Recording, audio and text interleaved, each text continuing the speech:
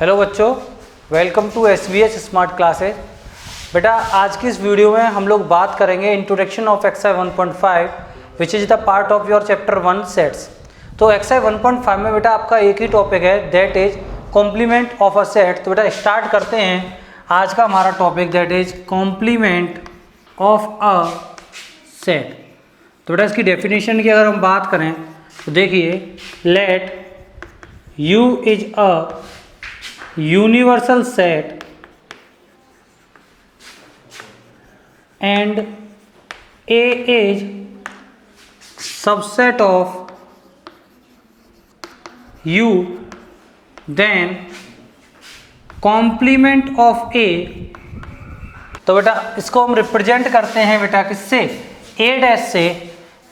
Complement of set A is elements of U, complement of set complement of A, set of all elements of U, set of all elements of U which are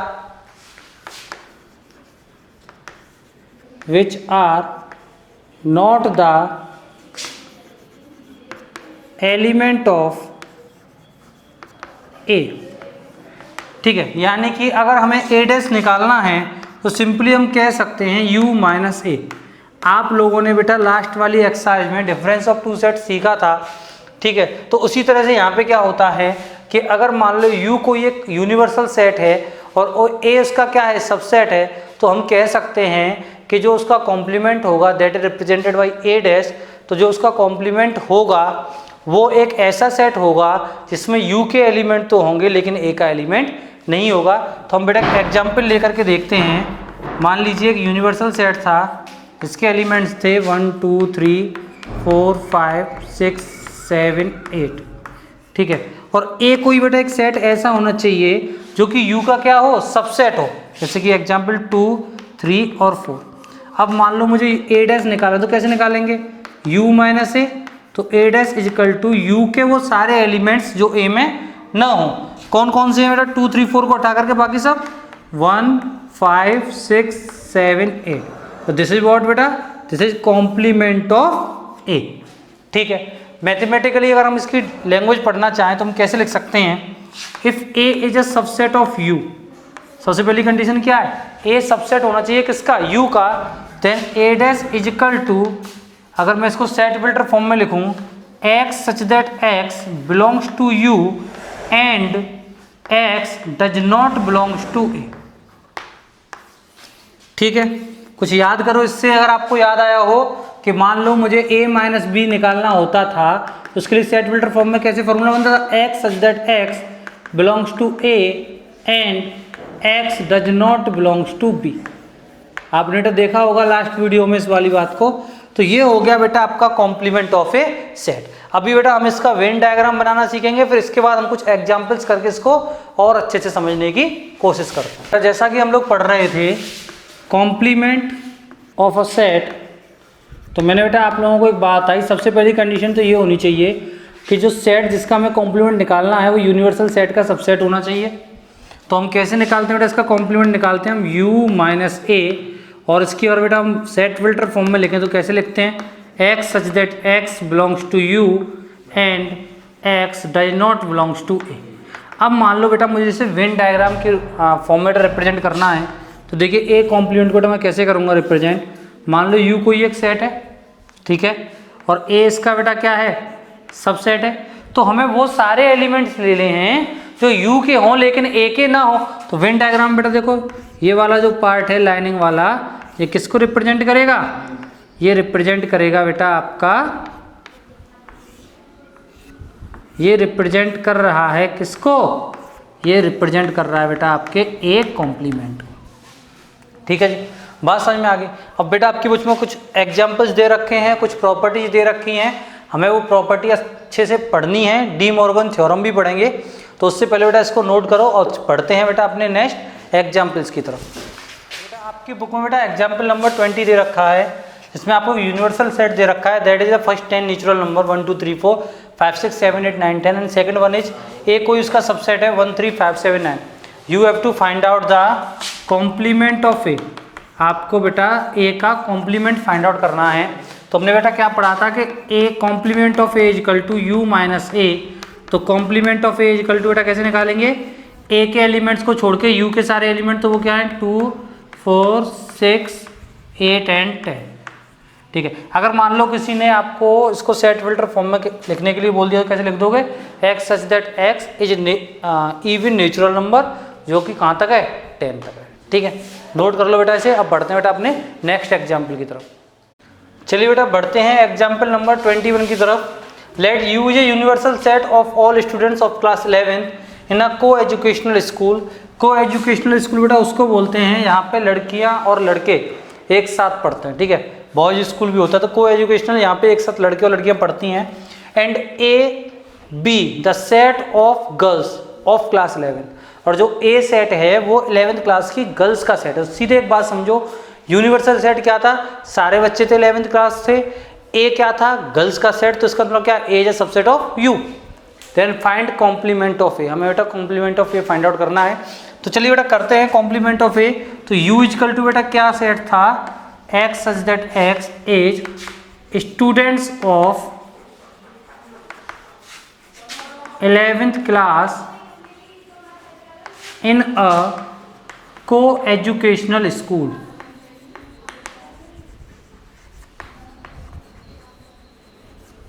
ठीक है, universal set हो गया।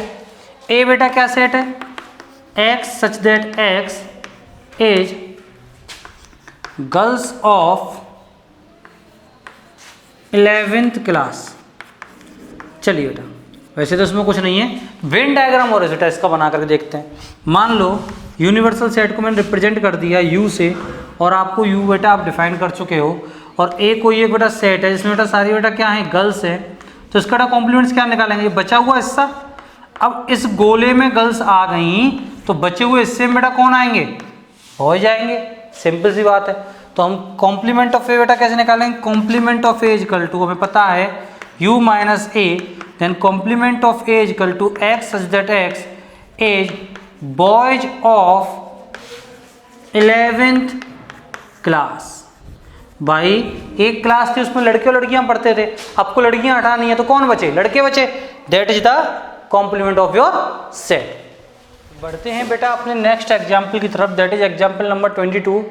u equal to 1 2 3 4 5 6 एक universal set है जिसके subset हैं ए और B, और ए के एलिमेंट दे रखे हैं आपको 2,3 एंड बी के एलिमेंट हैं 3 4 5। आपको ये सब बेटा फाइंड आउट करना है। तो तब से बेटा मैं फॉर्मूला लिखता जा रहा हूँ। अब मैं आपको बेटा डायरेक्टली इसको बेटा सॉल्व करके बताता हूँ कि जैसे कि आपको बेटा कॉम्प्लीमेंट ऑफ ए निकालना है, तो आपको पता है u माइनस ए करना है। तो ए के एलिमेंट्स को छोड़ के बेटा यू के एलिमेंट्स लिखने, तो ए में क्या है 2 और 3, तो क्या बचा 1 4 5 6। ठीक है, कॉम्प्लीमेंट ऑफ बेटा बी की बेटा बात करो, तो बी के बेटा एलिमेंट क्या है 3 4 5, उनको छोड़ के 1 2 एंड 6। ठीक है बेटा, नेक्स्ट क्या हमें निकालना है, A complement intersection B complement. A complement बेटा आप लोग निकाल चुके हो, बी कॉम्प्लीमेंट बेटा आप लोग निकाल चुके हो। इंटरसेक्शन बेटा कैसे निकालते हैं, हमें याद है प्रीवियस वीडियो में हमने पढ़ा भी था इंटरसेक्शन के बारे में, कि जो दोनों में कॉमन हो जाए। तो देखिए 1 इसमें है और 1 इसमें है, तो 1 आ गया, 4 इसमें है 4 इसमें नहीं है, 2 भी इसमें नहीं है, और बेटा क्या कॉमन आ रहा है 6, तो इनका बेटा कॉम्प्लीमेंट क्या हो गया, A complement intersection B complement equal to 1,6। फिर उसने एक और बात बोली कि ए यूनियन बी बेटा फाइंड आउट करो, बिल्कुल करेंगे। ए यूनियन बी बेटा ए के भी सारे एलिमेंट और बी के भी सारे एलिमेंट, तो ए के एलिमेंट क्या है 2 3, और बी के बेटा एक बार ही लिखते हैं एलिमेंट को, तो 4 और 5। फिर उन्होंने बोला है कि इस बात को प्रूव करो कि ए यूनियन बी का complement equal to A complement intersection B complement. ठीक है, तो प्रूव करते हैं बेटा। तो ए यूनियन बी का कॉम्प्लीमेंट कैसे निकालेंगे कि u माइनस क्या करेंगे a यूनियन b, सिंपल सी बात है। तो इजिकल टू u हमारा बेटा ये सेट था 1 2 3 4 5 6, a यूनियन b हमारा बेटा ये सेट है 2 3 4 5। तो आप चेक करोगे 2 3 4 5 को छोड़ के बाकी का सब क्या बचा 1,6। तो अब आप इन दोनों को बेटा जब मैच करोगे तो आप खुद देख रहे हो कि a यूनियन b का whole complement is equal to a complement intersection B complement. देखो दोनों इक्वल आए कि नहीं आए। और इसको बेटा हम बोलते हैं कि मैथमेटिशियन हुए थे, उनके नाम पे इस थ्योरम को हम या इस लॉ को हम डी मॉर्गन लॉ भी बोलते हैं। अगर इसे हम स्टेटमेंट की तौर पे लिखें तो कैसे लिख सकते हैं? The whole complement of set A union B is the intersection of A complement and B complement. ठीक है, अगर इसको मैं उल्टा कर दूं कैसे? इसी में अगर मैं पूछूं ए इंटरसेक्शन बी का होल कॉम्प्लीमेंट बेटा क्या होगा, तो करेंगे A complement union B complement. और ये दोनों ही लॉ आपके बेटा क्या हैं? ये डी मॉर्गन लॉ हैं। किसके नाम पर? डी मॉर्गन एक मैथमेटिशियन थे, उनके नाम पर इन लॉ का नाम हमने क्या रखा? De Morgan law. अब हम पढ़ेंगे बेटा next properties of complement of a set. Next हमारा जो टॉपिक है वो है properties of complement of a set. तो सबसे पहले जो हमारा बेटा जो हमें लॉ पढ़ना है दैट इज, पहला जो हमारा लॉ है इसको हम बोलते हैं बेटा कॉम्प्लीमेंट लॉज। ठीक है, तो इसके अंदर बेटा हम लोगों को बेटा दो लॉ पढ़ने हैं। पहला है कि A union A complement is equal to बेटा क्या होगा? यूनियन सेट होगा। यानी कि अगर कोई एक सेट ए है, हम उसके कॉम्प्लीमेंट के साथ उसका क्या निकालें? यूनियन निकालें, तो बेटा वो सेट हमें कौन सा मिलेगा? यूनिवर्सल सेट मिलेगा। ठीक है, दूसरा बेटा अगर हम देखें कि A intersection A complement is equal to बेटा क्या होगा? 5। यानी कि अगर हम एक सेट ए है उसका कॉम्प्लीमेंट के साथ अगर बेटा हम इंटरसेक्शन निकालेंगे तो हमें बेटा क्या मिलेगा? एम्प्टी सेट मिलेगा। चलिए तो बेटा इसको वेन डायग्राम से हम लोग समझने की कोशिश करते हैं। देखो मान लो बेटा एक यूनिवर्सल सेट है और ए इसका बेटा सबसेट है। ठीक है, तो ए कॉम्प्लीमेंट बेटा ये वाला सेट होगा। देखो समझने की कोशिश करना बेटा, ये जो सेट होगा ये बेटा क्या होगा? आपका ए कॉम्प्लीमेंट होगा। भाई ए को छोड़ करके बाकी के सारे यू के एलिमेंट हमें लेने, तो यू के हमने सारे एलिमेंट ले लिए। ठीक है, अब उसने क्या बोला? उसका यूनियन हमें ए कॉम्प्लीमेंट के साथ निकालना है। तो ए कॉम्प्लीमेंट तो ये सेट हो गया और सेट ए बेटा ये पूरा हो गया। अब हम इसका अगर यूनियन निकालें तो यूनियन में हम क्या करते हैं? सारे सेट को ही तो लेंगे। ठीक है, तो इससे बेटा हमारा कौन सा सेट निकल के आया? इससे हमारा निकल के आया बेटा यूनिवर्सल सेट। अब इस वाले को बेटा हम वेरीफाई करने की कोशिश करते हैं। देखो वेन डायग्राम से मान लो ये आपका बेटा एक यूनिवर्सल सेट है यू, और ए बेटा इसका बेटा सबसेट है। तो उसने बोला है सबसे पहले तो A intersection A complement. A complement तो बेटा ये हो गया।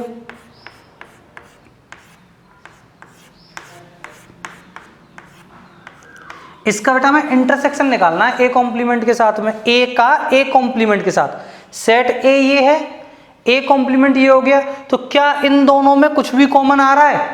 नहीं आ रहा। तो जब नहीं कॉमन आ रहा तो इसका बेटा क्या निकल के आएगा बेटा? Intersection an empty set. ठीक है, चलिए बेटा दूसरे लॉ पे बेटा हम लोग बढ़ते हैं।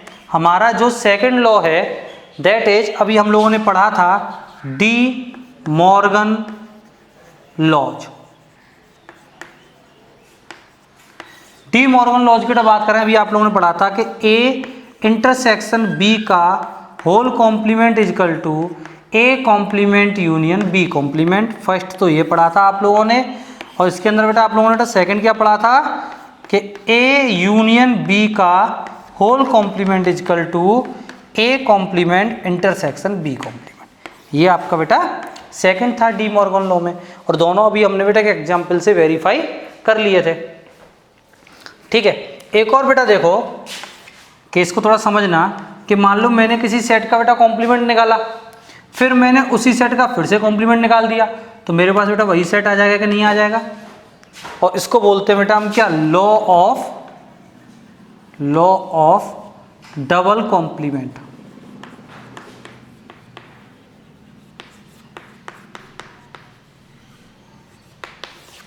ठीक है बेटा, यानी कि ए का कॉम्प्लीमेंट फिर उसका दोबारा से कॉम्प्लीमेंट, तो हमारे पास बेटा कौन सा सेट आ जाएगा? Set A. और एक और है बेटा हमारा laws of empty set and universal set. तो बेटा अगर मैं एम्प्टी सेट का मान लो, मैं एम्प्टी सेट का बेटा कॉम्प्लीमेंट निकालूंगा तो एम्प्टी सेट में बेटा कोई एलिमेंट नहीं होता, u माइनस एम्प्टी सेट करेंगे भाई, इस तरीके से करेंगे u माइनस एम्प्टी सेट, तो कौन सा सेट आएगा बेटा u, यानी कि u और एम्प्टी सेट का डिफरेंस जब हम निकालेंगे तो हमारे पास बेटा कौन सा आएगा, ये एक यूनिवर्सल सेट आएगा। यानी कि एम्प्टी सेट का कॉम्प्लीमेंट एक यूनिवर्सल सेट होता है। और अगर बेटा हम यूनिवर्सल सेट का करें तो क्या करेंगे, हम u का u से जो डिफरेंस निकालेंगे यहाँ से बेटा क्या आएगा, empty set. These are the properties of complement of a set. इसी के साथ बेटा कंप्लीट होता है आपका एक्सरसाइज 1.5 का इंट्रोडक्शन। कोशिश करिएगा बेटा आप लोग इस एक्सरसाइज को खुद ब खुद लगाने की, और नेक्स्ट वीडियो में बेटा हम बात करेंगे solution of exercise 1.5 NCERT. Thank you.